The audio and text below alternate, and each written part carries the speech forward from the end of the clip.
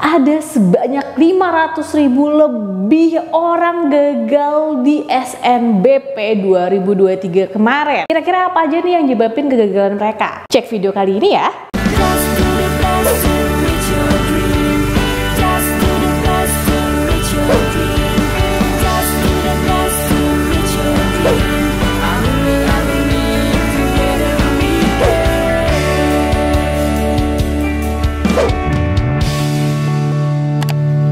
Kapan lagi kamu bisa ikutan tryout UTBK gratis di GP Media kalau bukan sekarang? Ikuti syaratnya dan kirim bukti screenshot di gpmedia.id ya, jangan sampai ketinggalan. Buat kalian yang lagi cari tryout SNBT dan ujian mandiri untuk masuk PTN, kita punya solusinya. GP Media menyediakan tryout SNBT dan ujian mandiri untuk beberapa PTN ternama di Indonesia. Mulai dari harga 10.000, kalian sudah dapat ribuan soal prediksi, video pembahasan, dan ada kelas online juga loh. Yuk daftar sekarang. Halo semuanya, balik lagi di GP Media Channel. Di video kali ini kakak akan jelasin ke kalian nih faktor-faktor kegagalan apa aja sih yang menyebabkan 500.000 lebih peserta SNBP itu gagal dan tidak lolos jalur SNBP. Buat teman-teman nih yang kelas 12 atau bahkan teman-teman juga yang mau mempersiapkan diri untuk jalur SNBP kalian tuh mesti nonton dan wajib banget nih tahu informasi ini. Berdasarkan data di tahun 2023 kemarin, yang lolos jalur SNBP dari total peserta ada sebanyak 663.181 orang. Yang lolos dan keterima itu hanya 143.805 orang aja. Dan sisanya 500.000 orang lebih itu nggak lolos dong di jalur SNBP. Makanya jangan sampai kamu di tahun berikutnya di jalur SNBP di tahun berikutnya jangan sampai kayak mereka nih yang malah jadi gagal cuman gara-gara faktor-faktor ini. Karena banyak juga ya yang DM ke Instagramnya GP Media terus nanya, "Kak, kenapa ya aku masih gagal juga jalur SNBP ini padahal aku udah ngikutin tips-tipsnya nih." Jadi coba pahamin baik-baik ya, jangan sampai terjadi itu. Karena sebenarnya jalur SNBP ini nggak cuman hanya jalur yang simple atau sekedar cuman ngikutin tips-tips doang. Tapi banyak banget faktor-faktor dan memang lebih kompleks karena jalur SNBP ini nggak cuma hanya menyangkut kamu aja, tapi bener-bener menyangkut ke sekolah juga, menyangkut ke pihak PTN-nya ataupun jurusan yang kalian pengenin. Jadi banyak sebenarnya faktor-faktor yang mempengaruhi kelolosan kamu di jalur SNBP.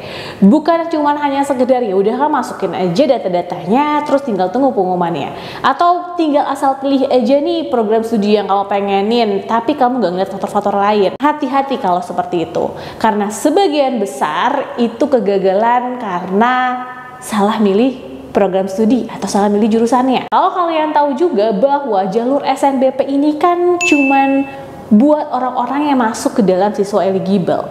Untuk masuk ke dalam siswa eligible itu sendiri aja ada proses lagi yang harus dilakukan oleh pihak sekolah kalian. Kuota siswa eligible itu sendiri itu berdasarkan dari akreditasi sekolah. Belum lagi rankingannya.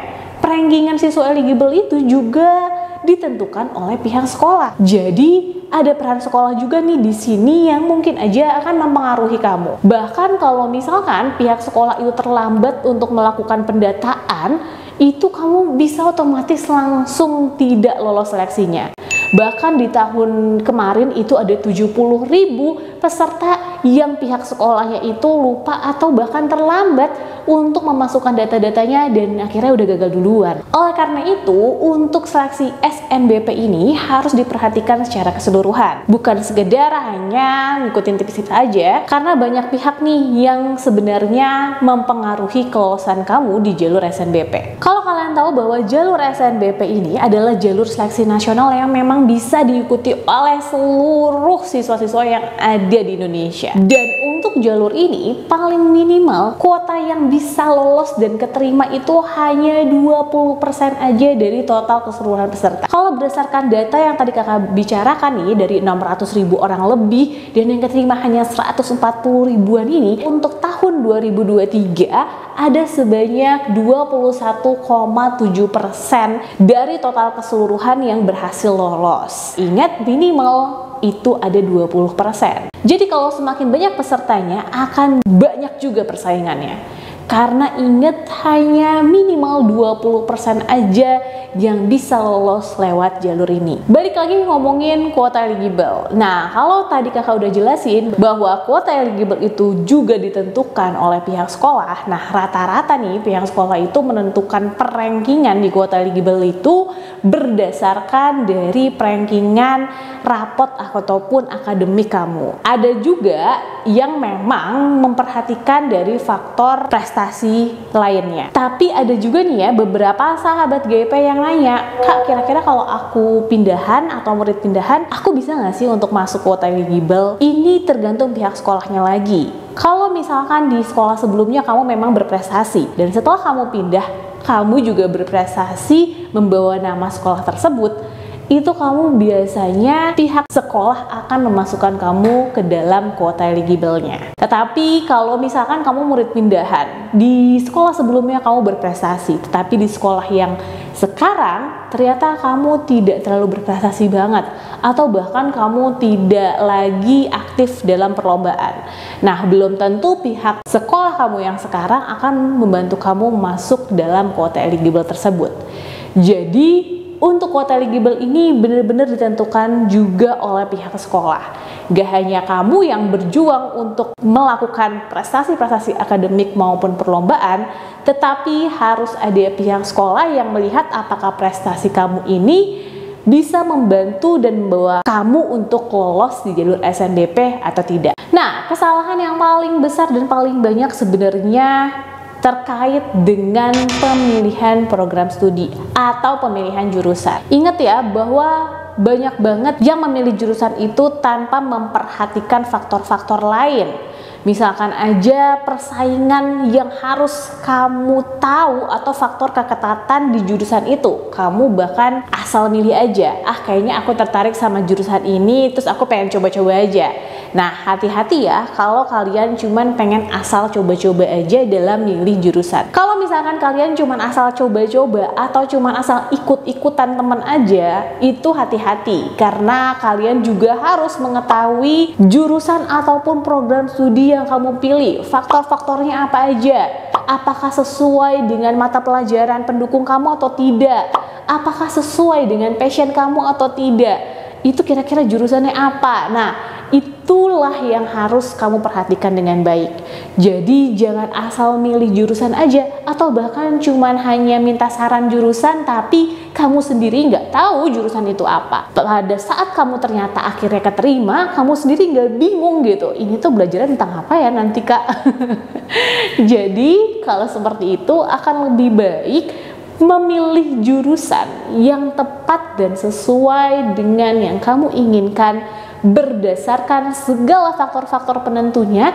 Itu sudah kamu pertimbangkan dengan baik-baik. Kalau udah terkait dengan pemilihan program studi atau pemilihan jurusan, banyak juga yang gagal di pengurutan jurusannya. Jadi kalau misalkan ada dua pilihan untuk jalur SNBP ini, dia bingung tuh, yang pilihan pertama aku taruhnya ini atau ini ya Kak, atau pilihan keduanya yang ini atau yang itu ya Kak. Kalau kayak gitu kalian mesti tonton juga video kakak sebelumnya nih. Di sini ya kakak udah jelasin di video itu bagaimana untuk mengurutkan jurusan dengan tepat. Di video itu kakak juga udah jelasin kok sebenarnya kalau peluang untuk bisa keterima di jurusan yang kamu pengen itu gimana. Faktor yang ketiga ini sebenarnya terkait dengan faktor-faktor pendukung, artinya faktor-faktor lain yang sebenarnya kamu suka anggap remeh. Karena misalkan kamu udah yakin nih nilai rapot kamu itu tinggi dan kamu udah yakin kamu tuh bisa lolos jalur SNBP ini,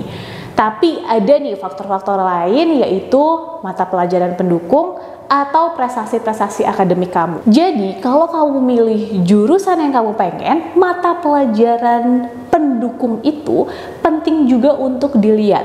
Apakah mata pelajarannya itu termasuk angkanya tinggi nih. Jadi nggak cuma hanya nilai rata-rata kamu aja yang diperhatikan, tetapi mata pelajaran yang sesuai dengan jurusan yang kamu ambil itu juga perlu kamu cek lagi. Selain itu, prestasinya juga nih. Prestasi yang kamu udah lakukan dari kelas 10, kelas 11 sampai mungkin di kelas 12 ini, apakah relevan atau sesuai dengan jurusan yang kamu ambil?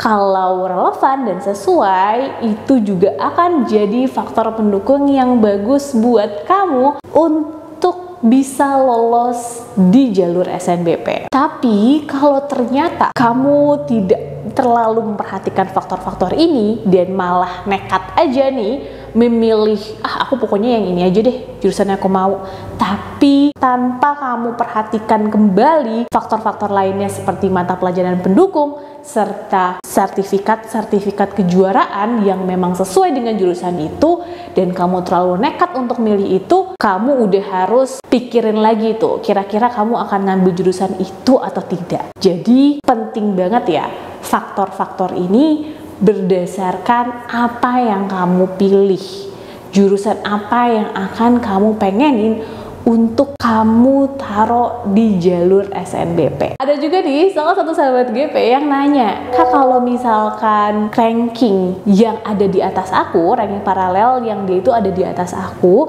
itu milih jurusan yang sama nih sama aku, kira-kira aku tuh bisa lolos gak sih Kak? Atau bahkan pertanyaannya juga dibalik kayak gini, Kak, kalau misalkan aku rankingnya di atas dia Kak, tapi dia itu lebih berprestasi daripada aku, nah kira-kira aku bisa keterima gak sih? Jadi gini Kak, untuk mengetahui apakah kamu itu keterima atau enggak, sebenarnya kan dari pihak penyelenggara dan pihak PTN sendiri ya yang mengetahui data-data secara keseluruhan. Bisa aja pihak PTN atau pihak penyelenggara itu jika memang kebutuhannya hanya melihat faktor akademik aja yang tinggi, berarti dia akan nyari yang rankingnya di atas-atas aja. Tapi ingat, ada faktor apa tadi? Ada faktor mata pelajaran pendukung dan prestasi. Kalau misalkan ternyata ranking yang di bawah kamu itu lebih banyak prestasinya dan juga mata pelajaran pendukungnya dia itu nilainya lebih tinggi daripada kamu, bisa jadi bahkan yang di bawah kamu itu yang akan lolos. Atau bisa jadi dua-duanya, antara kamu yang rankingnya di atas ranking pertama atau ranking 3 paralel, itu kamu keterima di jurusan itu, dan ranking yang di bawahnya juga memiliki prestasi yang tinggi walaupun rata-rata keseluruhannya ya cukup di bawah, tapi dia memiliki prestasi lainnya dan itu juga bisa keterima di jurusan itu. Jadi bisa aja antara kamu atau dia yang keterima, atau bahkan dua-duanya kamu dan dia juga keterima di jurusan yang sama, di PTN yang sama. Tergantung lagi ke pihak PTN tersebut atau pihak penyelenggara itu kebutuhan di tahun itu dia butuh anak-anak berprestasi yang mana nih? Apakah anak-anak yang berprestasi bidang akademiknya aja nilai-nilainya bagus, atau anak-anak yang berprestasi juga di lomba-lomba lainnya? Tergantung pihak PTN dan pihak penyelenggara itu di tahun tersebut dia butuhnya yang mana, atau bahkan mungkin aja butuh dua-duanya. Jadi jangan patah semangat ya buat teman-teman kalau misalkan ngerasa rankingnya itu ada di bawah banget, atau jangan juga ngerasa yakin bahwa lolos atau keterima karena ranking paralelnya paling atas gitu. Jadi tetap aja ya, banyak faktor-faktor lainnya juga. Nah, yang terakhir adalah telat finalisasi. Udah kamu bikin perencanaannya, udah bagus kamu bikin seluruh faktor-faktornya, udah ngikutin segala tipsnya, tapi ternyata kamu lupa tanggal finalisasinya. Waduh, kalau kayak gitu bahaya juga. Bahkan di live yang kakak lakukan di tahun 2023 untuk dibukain pengumuman SNBP aja, masih kok ada yang nanya, nomor registrasi aku berapa ya kak? Kak, nomor peserta aku yang mana ya kak? Waduh, Kalau kamu tidak memiliki nomor peserta, nomor registrasi, atau pendaftarannya itu ternyata belum kamu cek lagi, itu artinya kamu lupa atau tidak melakukan finalisasi di waktu yang sudah ditentukan. Hanya isi aja, hanya daftar aja, tapi klik finalisasinya malah belum. Nah, kalau seperti itu udah jelas-jelas kamu gagal dan tidak dapat mengikuti jalur SNBP. Buat teman-teman nih yang kemarin tuh gagalnya cuman hanya lupa klik finalisasi atau dikiranya aku sudah masukin kak data-datanya, itu belum tentu. Kamu cek lagi, kalau sudah kamu masukin data-datanya, kamu tetap harus melakukan finalisasi sampai akhirnya kamu mendapatkan nomor peserta. Dan nomor peserta itu yang akan dipergunakan untuk melihat hasil pengumuman kamu. Jika kamu tidak dapat nomor peserta, artinya kamu udah gagal duluan tuh. Kamu udah gagal untuk mengikuti seleksi SNBP karena finalisasi kamu tidak kamu klik. Hati-hati ya. Ini juga banyak nih terjadi di kasus-kasus pada sahabat GP semua yang bahkan di live kakak ada yang nanya tentang hal tersebut. Jadi buat teman-teman semua, sebenarnya banyak sih faktor-faktor lainnya lagi yang mungkin aja mempengaruhi seleksi kamu di jalur SNBP.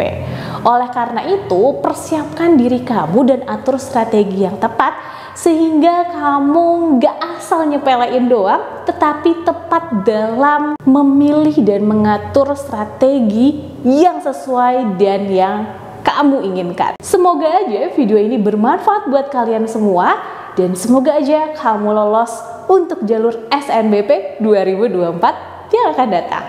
Jangan sampai kegagalan di 2023 atau kegagalan dari kakak kelas kamu sebelumnya itu malah akan terulang lagi di 2024 ini. Lakukan dengan sebaik-baiknya dan atur strategi yang tepat.